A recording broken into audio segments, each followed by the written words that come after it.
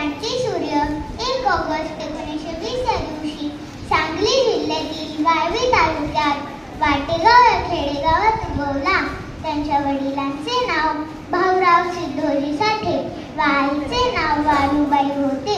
त्यांच्या लहान भावाचे शंकर व बहिणीचे नाव जाईबाई होते. अण्णाभाऊ हे थोर साहित्यिक होते. माझी मैना गावाकडे राहिली यासारख्या ठसकेबाज, छकडी आणि फकीरा, वारणेचा वाघ, माकडीची माळ, मास्तर यासारख्या कादंबऱ्या त्यांनी लिहिल्या. अण्णाभाऊ साठे अल्पशिक्षित असले तरी त्यांनी लिहिलेल्या कादंबऱ्या समाजमनाचा तो प्रकट हुंकार आहे.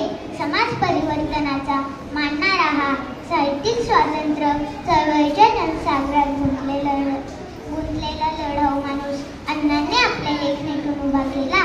ग्रामीण, पददलित आणि लाचारीची जीवने जगणारी माणसे त्यांनी आपल्या खास शैलीत उभी केली.